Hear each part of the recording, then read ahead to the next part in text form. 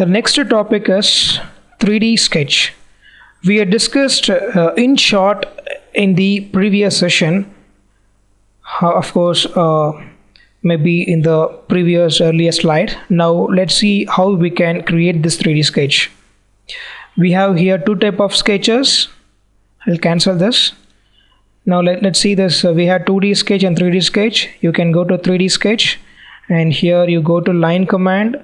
Which command you require, you can choose from this toolbar, and you just select the first point, and using tab you can switch over you want to create on the XY plane or YZ plane. And when you are creating this, there is one more advantage we have here. It is we can do dimension for this plane, this line segments. Means I want to create one more line segment. I can just copy this on this point. I'll make coincident merge points.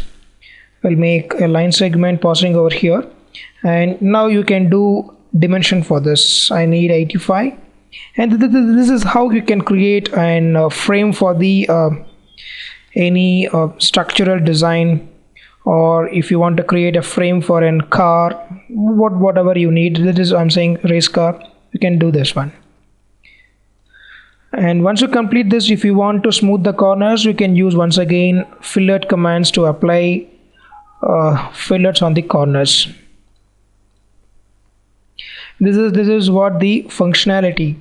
But let's look into one more advantage. When you create this 3D sketch, it will act as a one single entity.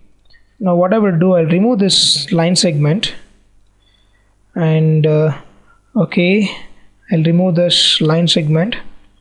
And now if I go to creating a sweep feature, say I have this one single entity, and I'll create a sketch on this plane.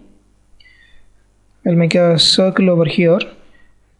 Now if you look at this, if you look this one, if you want to sweep this, you can select one, and this will act as a single guide curve, and you can sweep this.